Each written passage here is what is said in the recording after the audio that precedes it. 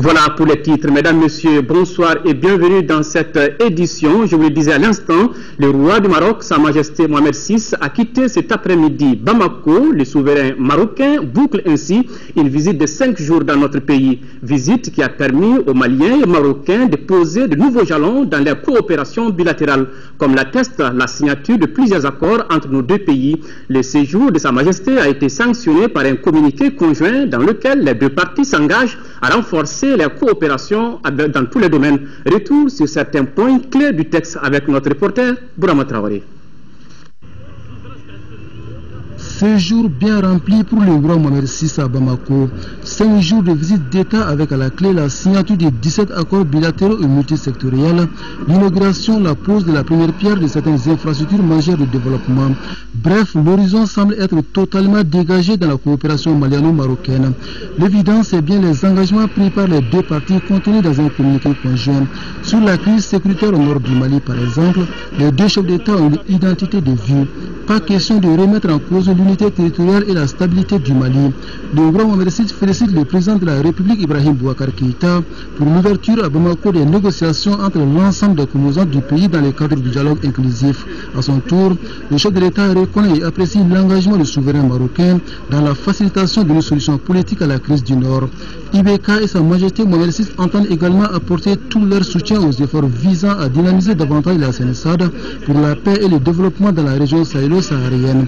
Sur le volet économique, le Maroc va apporter son soutien à la mise en œuvre du plan pour la relance durable du Mali, un plan soutenu par la communauté internationale lors de la conférence de Bruxelles du 15 mai 2013. Dans le même sens, les deux chefs d'État conviennent de la tenue dans les meilleurs délais de la 4e session de la Grande Commission mixte de coopération Mali-Maroc. Par ailleurs, le président Ibrahim Boubacar Keïta déplore l'absence du Maroc de l'Union africaine. Il se dit déterminé à œuvrer de commun accord avec ses pairs africains pour le retour de ces pays au sein de l'organisation panafricaine. Enfin, le roi Mohamed VI a invité le président Keïta à effectuer une visite d'État au Maroc. L'invitation a été acceptée et la date sera fixée par voie diplomatique. Voilà, le président de la République, Ibrahim Boubacar Keïta, donc en compagnie de Sa Majesté, ont inauguré cet après-midi le boulevard Mohamed VI. Il s'agit de la voie qui mène à Sébinikoro, passant devant l'ex-institut Marchou. Ce geste est l'expression des liens séculaires qui existent entre nos deux pays. Youssouf Diakité. Le président de la République, Ibrahim Boubacar Keïta, et le roi Mohamed VI renforcent davantage les liens fraternels de coopération entre les deux pays, le Mali et le Maroc. Cela se justifie ici par le baptême de cette rue boulevard Mohamed VI. Il s'agit de la voie qui mène à Sébinikoro, passant devant le Centre national d'appui à la lutte contre la maladie, l'ex-institut Marchou.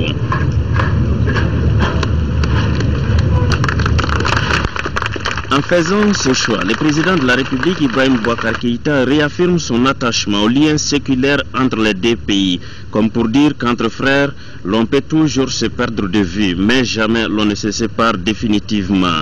La confirmation des deux pays liés par le sang et l'histoire.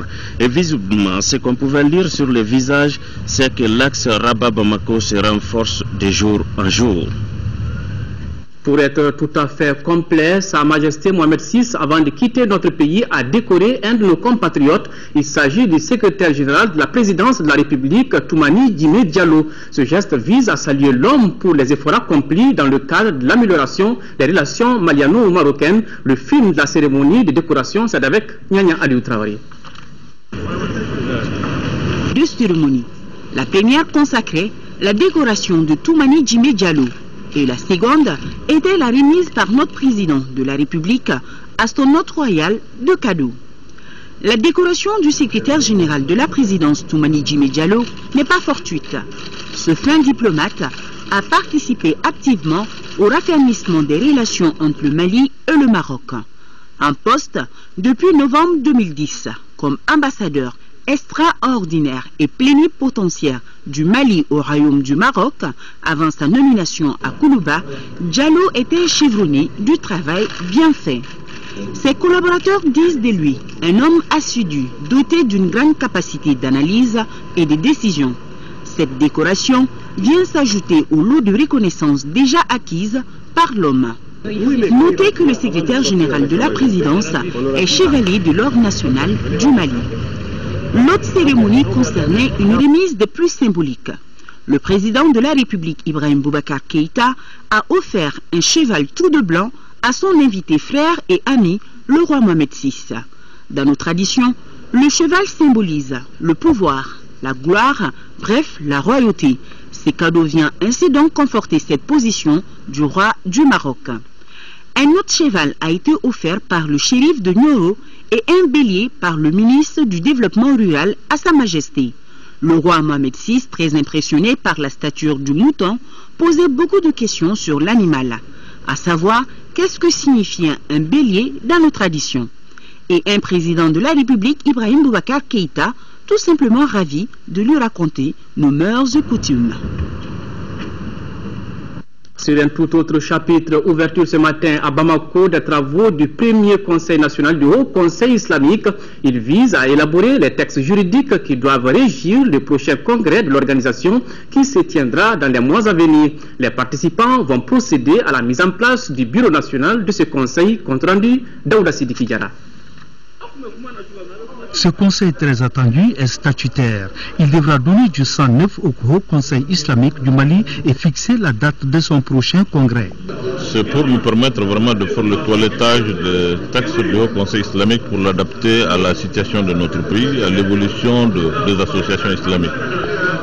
C'est pour nous permettre vraiment la participation inclusive de toutes les associations et pour vraiment nous permettre de faire un congrès apaisé. Un congrès qui va réconcilier les cœurs et les esprits. C'est bon avec la réconciliation des cœurs et des esprits pour doter le Haut Conseil à des textes de base juridique qui peuvent nous permettre à faire un bon congrès, peut-être dans un mois ou bien 2 mois, dans la paix et la réconciliation. Ce que nous attendons concrètement est que le Haut Conseil islamique a travaillé pendant 5 ans, sinon 6 ans. Donc nous voulons un bilan. Qu'on nous fasse le bilan, nous avons des critiques à faire, nous avons des propositions aussi pour aller dans un congrès apaisé. Parce que si vous savez, ces assises-là sont organisées pour préparer le congrès. Excepté Kidal, chaque région a envoyé 3 délégués pour prendre part à ces premières assises. Ce premier conseil est attendu pour qu'à la fin de ces assises, une date soit trouvée, fixée pour la tenue du congrès de notre Haut Conseil islamique. Notre rencontre, votre rencontre, se tient à un moment crucial pour notre pays, la recherche de la stabilité nationale. À l'issue des travaux, les participants doivent procéder à la mise en place d'un bureau du Conseil national. La branche IMP de Bamako s'organise pour les prochaines élections représentatives des Français de l'étranger. Une assemblée générale s'est déroulée à cet effet à l'hôtel Badala. La conférence de presse qui s'en est suivie a été animée par Jean-Louis Arajol, le tout nouveau délégué élu. Dans cet entretien avec Aloussé Touré, il précise les ambitions de sa structure suivant cet entretien. Nous avons organisé cette assemblée générale extraordinaire pour 2 raisons. La première raison était bien évidemment de présenter la liste des Français qui vont représenter donc les couleurs de l'Union des Français pour l'étranger, association UFE, soutenue par notre organisation, l'UMP, soutenue par le collectif Français Solidaire, aux prochaines élections du mois de mai, qui intéressent tous les ressortissants français, puisqu'il s'agit de désigner pour eux les représentants consulaires qui vont donc les représenter, bien évidemment, s'ils résident à Bamako et s'ils résident au Mali. La liste sera conduite par mon prédécesseur, à savoir Michel Darwish, ici présent, et cette liste, comme vous pourrez le voir très prochainement dans les prochaines semaines et les prochains mois, donc est une liste telle que nous la souhaitions, c'est-à-dire composée de Français, mais aussi de Franco-Maliens, puisque 3 Franco-Maliens sur les 6 candidats feront partie et seront partie intégrante de cette liste. Nous avons souhaité réorganiser cette section pour la bonne et simple raison que nous considérons que l'alternance politique en France est inéluctable. Et donc nous allons mettre en place une équipe et nous allons nous efforcer, bien évidemment, de mener ce combat de façon à ce que lorsque l'alternance sera effective en France, ce qui, je le rappelle, est inéluctable, eh bien nous soyons prêts à accompagner au niveau de Bamako, au niveau du Mali, Le dossier de la rédaction à présent, le manque de structures sanitaires et sécuritaires ainsi que les cantines, voilà quelques difficultés que rencontrent les campus universitaires de notre pays. Depuis la rétrocession de ces structures par l'AEM au Centre national des œuvres universitaires, le surpeuplement connaît une baisse d'environ 50%. Pour 100 000 étudiants universitaires, l'université dispose seulement de 8 campus d'une capacité totale de plus de 1200 lits. Notre reporter Agali Agadissa a été voir sur le terrain, suivant son reportage. Les campus universitaires sont des résidences exclusivement estudiantines. Les occupants sont pour la plupart des étudiants venus de l'intérieur ou de l'extérieur du pays. La jeune université du Mali dispose seulement de 3 campus d'une capacité d'environ 1200 lits dans le district de Bamako. Une offre en deçà de la forte demande qui entraînait le surpeuplement dans ces logements. Malgré les efforts consentis par l'État à travers le Centre national des œuvres universitaires CNU, les pensionnaires déplorent certaines insuffisances. Il y a problème de chambres. Bon, les chambres ne sont pas aussi nettoyées. Pour nous, sommes beaucoup d'efforts pour le nettoyage des chambres, ainsi de suite. Il n'y a pas de cantine ici. Nous sommes 4 filles dans cette chambre, donc nous, on prépare ensemble. L'autre aspect de difficulté, c'est le retard dans le paiement des trousseaux et des bourses, ce qui amène les étudiants à se livrer à d'autres activités comme les petits commerces pour joindre les deux bouts. Les responsables du CNU restent conscients des défis à relever et ne cessent de multiplier les efforts pour améliorer les conditions de vie et de travail des étudiants. Le nombre des occupants des chambres a été réduit de plus de 50% depuis la rétrocession de ces infrastructures par l'AEM au CNU en août 2011. Aujourd'hui, le nombre requis est de 8 étudiants par chambre au maximum contre 25 les années précédentes. Selon le directeur général du CNU, sa structure dépense plus de 140 millions de francs CFA pour l'entretien des locaux. Il n'y a vraiment pas de grand problème. Il n'y a pas de grand problème par rapport aux années précédentes. On est en train de mettre petit à petit en place les autres structures après les dortoirs, c'est-à-dire les terrains de sport et les salles de jeu. Il y a une salle où il y a la télé, ensuite les cantines. Donc chaque année il y a effectivement une partie du budget qui va rien que dans la réhabilitation des portes. Et puis ce qu'on attend de l'État, en réalité il faut qu'il pense en réalité au sort des étudiants. Dans quel contexte? C'est-à-dire ils n'ont qu'à penser à verser les trousseaux dans les comptes à temps, en même temps les bourses à temps. Il faut que les mesures sécuritaires soient déployées sur la colline. Il faut que les étudiants étudient dans la quiétude. Les regards restent tournés vers le sentier de Kabala qui ne permettra pas cependant de combler les attentes en termes de logement des étudiants. Kabala, c'est vraiment la perspective, n'est-ce pas, très proche. C'est vraiment un village universitaire parce qu'il y a tout ce que vous pouvez imaginer. Il y a le centre de santé, il y a un grand restaurant, il y a un supermarché, il y a des infrastructures sportives et tout ce qu'il faut. Les cités qui sont actuellement fonctionnelles, en fait, ne valent même pas le quart de Kabala. Et Kabala fait 4000 personnes, mais on a 100 000 étudiants là. Ça veut dire qu'il faut encore continuer. Une commission est mise en place chaque année pour l'attribution des lits aux étudiants selon des critères. Les bénéficiaires payent 10 000 francs par année scolaire, soit 1 000 francs par lit et par mois. Le CNU met à contribution le bureau de coordination de l'AM pour la supervision de l'entretien des chambres et des blocs.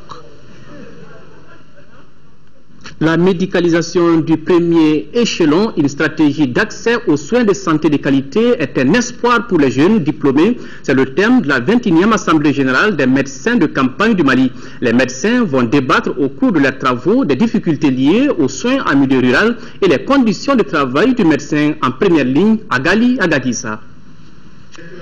Plus de 250 médecins exercent leur profession au niveau du premier échelon de la pyramide sanitaire. Il convient alors de renforcer les capacités de ce personnel. Et l'association des médecins de campagne du Mali s'attelle à ce combat depuis 20 ans. Pour cette 21e Assemblée générale, l'association a choisi le thème « La médicalisation du premier échelon, une stratégie d'accès aux soins de santé de qualité et un espoir pour les jeunes diplômés ». Un choix non fortuit. La médicalisation des zones rurales ouvre des perspectives particulièrement riches pour consolider la mise en œuvre des programmes nationaux d'action sanitaire et aussi pour utiliser les ressources qualifiées avec la mise en place d'équipes de santé dirigées par un médecin. Une vision qui rime bien avec les orientations du département en charge de la santé. 20 ans après la création de l'association et 24 ans après l'installation du premier médecin de campagne, l'AMC s'est imposé comme un acteur incontournable dans l'offre des services de santé au premier échelon de notre système de santé. En outre, l'initiative des médecins de campagne s'est révélée comme étant l'une des expériences les plus réussies en termes de fidélisation du personnel de santé en milieu rural. L'informatisation des différents centres de santé, la prise en charge des maladies chroniques dans la stratégie nationale de lutte contre les maladies non transmissibles sont entre autres les doléances de l'association des médecins de campagne. Parlons à présent sécurité. La patrouille d'envergure mixte des policiers, gendarmes et gardes nationales a sillonné hier soir jusqu'au petit matin la capitale Bamako. Comme d'habitude, il s'agissait par cet exercice de sécuriser la ville afin de permettre à la population de vaquer à ses préoccupations. Notre équipe de reportage dirigée par Abdul Karim Kaba était sur le terrain. Voici son reportage. La patrouille de ce soir est une patrouille de grande envergure avec pour mission d'interpeller toute personne suspecte, d'empêcher les bandits d'attaquer la nuit. C'est avec ces instructions que des policiers, gendarmes et gardes répartis par secteur ont quadrillé la ville de Bamako pour une patrouille d'envergure. Autant sur la rive gauche que sur la droite et au fin fond des quartiers, les passants ont été interceptés et fouillés. Patrouille dans les quartiers périphériques de la commune 4 parce que c'est des zones reculées, c'est des zones non éclairées. Puis c'est dans ces zones que nous trouvons les bandits cachés. La quiétude des citoyens, ça c'est l'objectif de la police et des forces de sécurité. Et comment on procède? On fouille les véhicules. À une certaine heure de la nuit, quand on surprend les personnes dans des endroits un peu cachés, nous demandons les pièces d'abord, l'identification des personnes, ensuite voir s'ils n'ont rien de suspect en main et fouiller les coffres des véhicules. Au cours de cette soirée, notre équipe et les agents en service ont constaté l'utilisation anarchique de l'uniforme. Voici la carte professionnelle falsifiée d'un policier. Si nous interpellons les gens, nous les conduisons au commissariat, nous procédons à leur identification. Si nous les reprochons personne. Cette uniforme demande l'indulgence afin de sécuriser la population dans les règles de l'art. Voilà les résultats des patrouilles portent fruit. Le commissariat de police du 11e arrondissement vient de mettre hors d'état de nuire 3 bandits de grand chemin. Il s'agit de 3 récidivistes connus du monde carcéral spécialisé dans les braquages. Ces cambrioleurs de l'aube sont responsables du pillage de 3 officines à Kalabankura en commune 5 du district de Bamako. Le reportage de Abdraman Maïga. Cet homme qui vient de s'infiltrer dans cette officine s'appelle Abdou Koulouali. Il est domicilié à Sikoroni en commune 1 du district de Bamako. Lui et ses 2 compagnons s'aimaient depuis un certain temps la terreur à Kalabankura en commune 6 du district de Bamako. Ils ont été arrêtés le 20 février dernier grâce à des caméras de surveillance et aux informations recueillies par le 11e arrondissement auprès d'un anonyme. Nous avons été informés de ce qu'une professionnelle de sexe est en train de vendre des produits cosmétiques de provenance douteuse. Immédiatement, une équipe s'est rendue sur les lieux et a constaté effectivement que les produits en possession de la fille ressemblent fort à ceux qui ont été emportés par les voleurs lors du cambriolage de l'officine de pharmacie dénommée Safari, perpétrée 2 jours plus tôt à Kalabankura. Ces récidivistes des maisons d'arrêt de Koulikoro, de Gao et de Bamako effectuaient leurs opérations dans des taxis ou sur des engins à 2 roues. Grâce à des outils comme cela, ces bandits prenaient en otage les gardiens des lieux, défoncent les portes des officines et emportent tout ce qu'ils leur trouvent sur leur passage. À leur actif, au dire du commissaire Diawara, ces bandits ont du 7 au 21 février 2014 pillé 3 officines dans le seul secteur de Kalabankura. Pour parvenir à bout de ce grand banditisme, une collaboration entre la police et les populations s'avère indispensable. Pour ce faire, les populations peuvent appeler directement sur le numéro vert mis à leur disposition. Il s'agit du 80 00 11 14 pour la police ou le 80 00 11 15 pour la gendarmerie.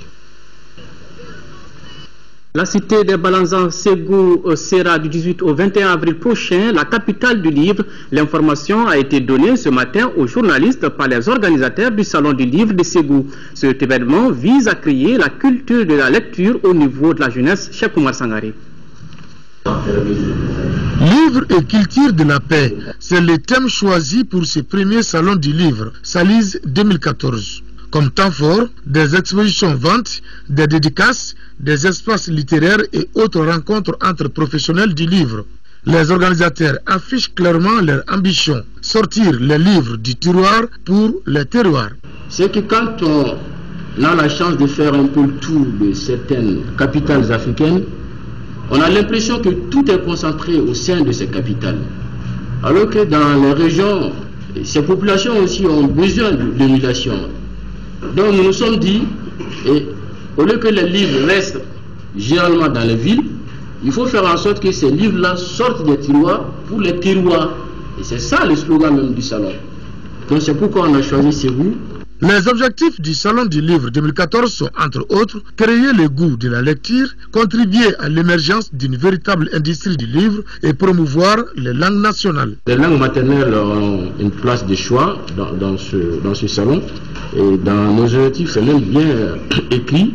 Et promouvoir aussi bien, c'est vrai, la langue française qui est la langue officielle, mais les langues nationales aussi. Les organisateurs veulent institutionnaliser cette rencontre annuelle autour du lire et du livre. Rendez-vous est donc pris avec les livres dans la capitale des 4404 Balanzans du 18 au 21 avril prochain. Autre élément culturel clôturé hier au Fort de Médine, la 9e édition du Festival international de Caille Médine Tamba. La cérémonie a été marquée par des prestations d'artistes, un défilé de mode, une projection de films et une remise de matériel sportif aux équipes de football Espoir de Soleil Caille. Le reportage de Kansoutou Kanouté. Classé patrimoine national, le Fort de Médine a servi de cadre pour abriter les prestations des artistes, le défilé de mode, la projection de films sur les différentes éditions passées du festival, le parcours mené par la promotrice pour atteindre ses objectifs, entre autres. Au cours de cette soirée, on pouvait voir défiler des enfants, des jeunes filles et garçons en tenue traditionnelle du Kasso. L'orchestre Amanar de Kidal a donné des frissons à tout le public présent, comme quoi le festival Caille Médine Tamba, c'est la culture mais aussi la réconciliation entre Maliens et Maliennes. Le ministre l'a rappelé, plus d'1,5 milliard ont été dépensés ici pour le moment, pour la restauration de ce fort-là. D'autres festivals ont lieu ici qui ont beaucoup plus d'écho que ce festival-là. Je vous invite vraiment dès maintenant à mener la réflexion en attendant que une commission plus élargie se mette en place et qu'à l'issue, le monde entier puisse se retrouver ici pour ce festival-là. Et alors, ce festival-là sera vraiment un festival international. Auparavant, Mme Guenguen Alice Dako a fait une remise de dons aux équipes Espoir et Soleil de Caille. Ce don est composé de ballons, de maillots, entre autres. C'est lot de maillots, de ballons. C'est venu directement de la part de nos partenaires français, bretons, qui n'ont pas pu malheureusement être avec nous ce matin. Solidarité Dar-Salam, qui nous accompagne dans beaucoup d'actions, les forages, les dispensaires, et beaucoup d'autres. Le représentant du maire de la commune urbaine de Caille, Issa Kanouté, a remercié au nom de toute la population de Caille et des jeunes Mme Guenguen et s'est dit convaincu que les bénéficiaires en feront bon usage. Après le livre, le festival de chant de danse, voilà maintenant le pinceau de l'artiste. Près de 15 artistes plasticiens ont exposé sur une dizaine de sites lors du festival sur le Niger à Ségou, qui a consacré une grande place aux arts visuels. Valérie Oka, une artiste ivoirienne, a impressionné le public par la nature de ses œuvres. Elle a utilisé les techniques de la performance et de projection vidéo appuyées par une installation dans une exposition tirée Pulsion. Alors, elle interpelle le public sur le silence maintenu sur les violences faites aux femmes. La performance de Valérie Oka est le sujet du dossier culturel signé Cheikh Oumar Sangaré. Suivez.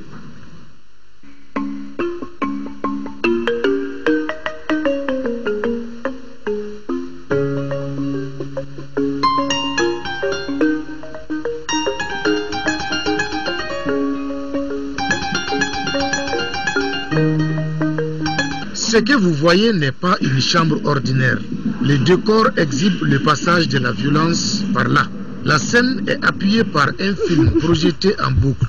Du bruitage aux images, en passant par les décors, tout parle et forme une œuvre d'art plastique sensationnelle condamnant les violences faites aux femmes. L'œuvre s'intitule Chut. Chut parce qu'on ne parle pas de ça, on n'en fait pas la promotion véritablement. Chut parce que dans nos traditions africaines, souvent on dit à la femme, quand la femme dit « Ah, mon mari m'a battu », on lui dit « Ah, mais il faut que tu supportes ta douleur, ça va bénir tes enfants. » Même l'homme qui frappe sa femme, il ne va pas aller chanter sur tous les toits qu'il a frappé sa femme. Valérie Oka est une artiste graphiste et designer qui peint dans le style du pop art et de l'art conceptuel agenceur d'installation, comme ici aussi. La table à manger que vous voyez est une œuvre d'art.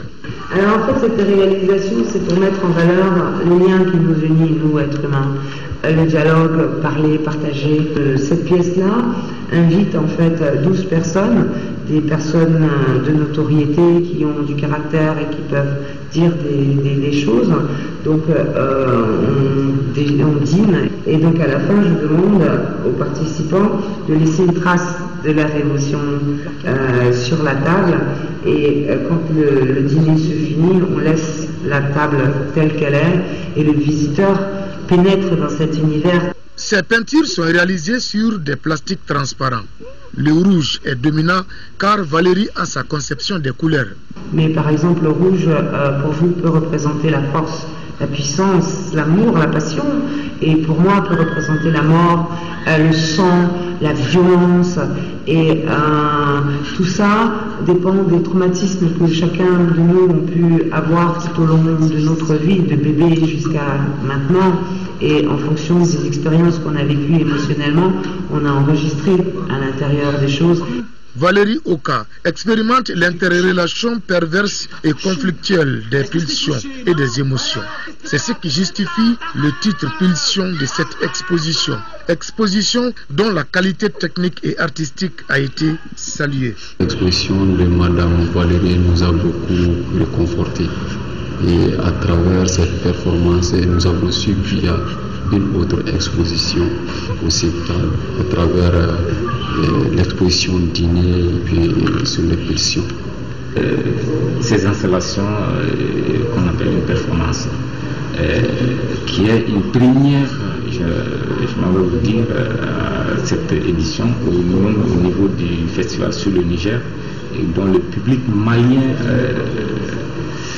ne connaissait pas très bien sur la performance dans le domaine des arts plastiques parce que c'était méconnu. L'exposition Pulsion fait partie des recherches que l'artiste mène sur les relations humaines et interpersonnelles, sur la relativité entre les choses et les limites imposées par les conventions sociales. Pour Valérie Oka, les traumatismes émotionnels hérités du passé agissent continuellement en nous comme des prisons virtuelles. D'où cet appel aux femmes pour qu'elles brisent enfin le silence. Il me paraissait important, comme justement c'est un sujet dont on ne parle pas beaucoup, de mettre ça en relief et surtout pour interpeller les hommes mais aussi les femmes, pour qu'elles sachent que la violence conjugale, c'est un crime. La 10e édition du festival sur le Niger a été un festival des arts visuels au cours duquel des artistes se sont exprimés à travers leurs pinceaux et collections à l'image de Valérie Oka. Elle est à coup sûr une figure emblématique et un accélérateur du mouvement de l'art dans la région ouest africaine.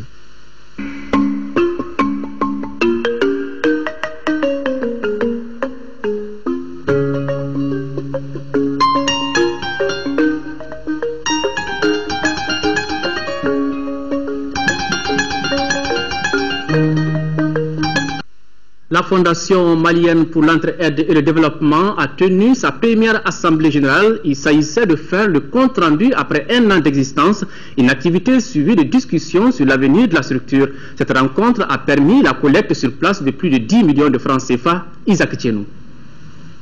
L'hôtel Radisson Blu a servi de cadre à la Fondation malienne pour l'entraide et le développement de tenir son assemblée générale. Une assemblée qui se tient un an après sa création. Cette fondation se donne comme mission d'apporter sa contribution au développement du Mali. Au cours de cette assemblée, les responsables de l'organisation ont fait le point des activités menées, celles qui restent à exécuter et les perspectives de la FEMED. L'assemblée, on a fait pour faire contrôler ce qu'on a fait et on a fait aussi pour que les gens comprennent pourquoi la fondation est créée. La fondation ne veut quoi? Notre fondation est faite uniquement pour développer le Mali.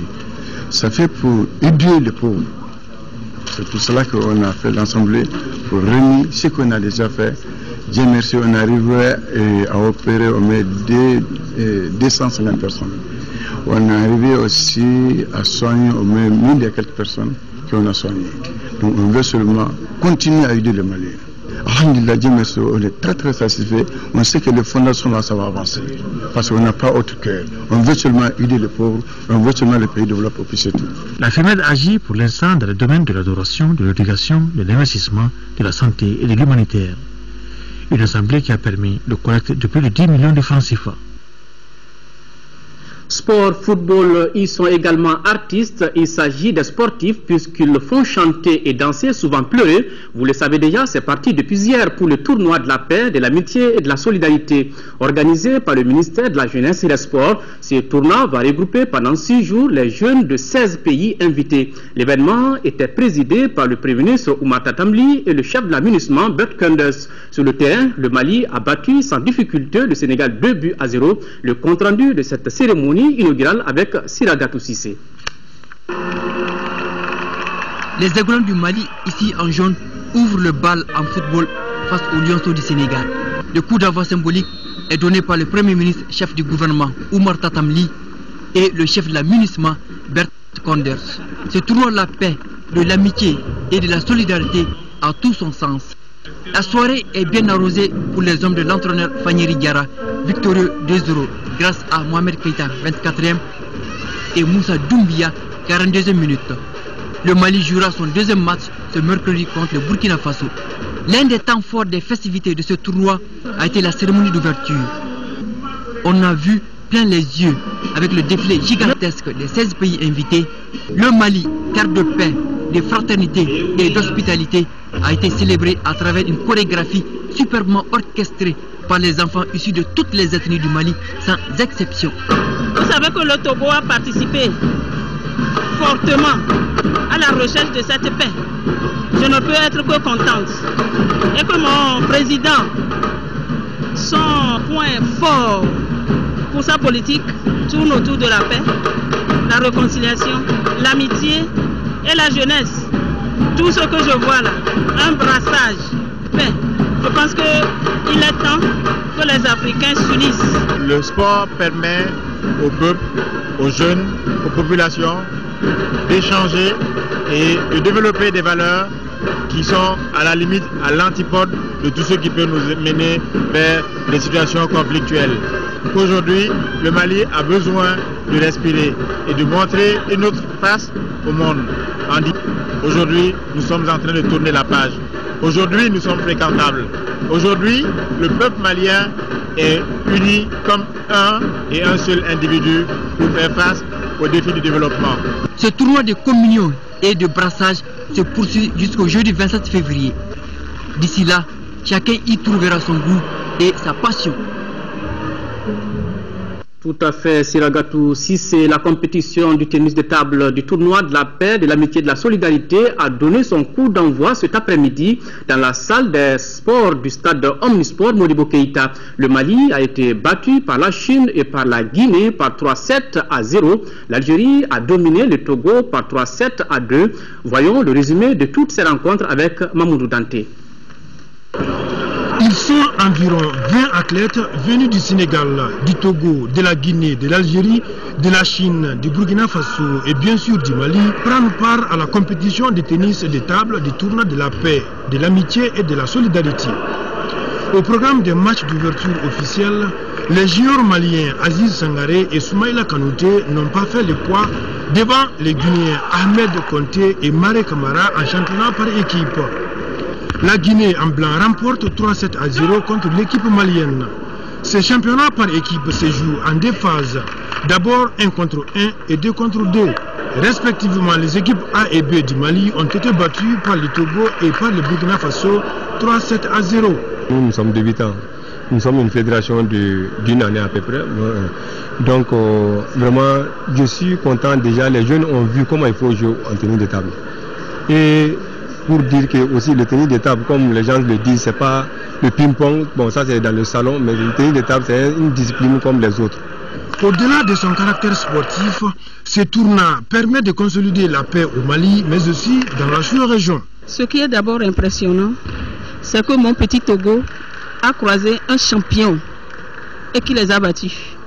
En signe de paix, vous avez vu que c'est le fair play qui règne. L'Algérie et le Togo, c'est des amis. L'amitié, la paix, la réconciliation, la joie, tout régnait de tous les côtés. C'est ça qui m'a plu. Pour les autres résultats, Algérie domine le Togo 3-7-2.